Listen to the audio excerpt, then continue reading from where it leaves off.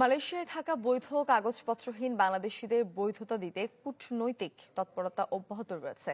এরই ধারাবাহিকতায় দেশটির প্রধানমন্ত্রী আনোয়ার ইব্রাহিমের সাথে বৈঠক করেছেন মালয়েশিয়ায় নিযুক্ত বাংলাদেশের হাই কমিশনার মঞ্জুরুল করিম খান চৌধুরী। সম্প্রতি মালয়েশিয়ার প্রধানমন্ত্রীর সাথে সৌজন্য সাক্ষাতে দ্বিপাক্ষিক সম্পর্ক, শ্রমবাজার, প্রবাসী কল্যাণ এবং বাণিজ্যিক সহযোগিতার মতো গুরুত্বপূর্ণ বিষয়ে আলোচনা করেন হাই কমিশনার। এ বিষয়ে চ্যানেল 24-কে মঞ্জুরুল করিম খান চৌধুরী জানান, বাংলাদেশি কর্মীদের বৈধতা দিতে কূটনৈতিক তৎপরতা জোরদার করা হয়েছে। পাশাপাশি দেশটির সাথে শুল্কমুক্ত বাণিজ্য নীতি এবং অর্থনৈতিক সহযোগিতা নিয়ে কাজ চলমান আছে বলেও জানান তিনি। মালয়েশিয়ার পররাষ্ট্র মন্ত্রণালয়ের উদ্যোগে বিদেশি কূটনীতিকদের সম্মানে ইফতার এবং দোয়া মাহফিলে এসব কথা জানান হাই কমিশনার।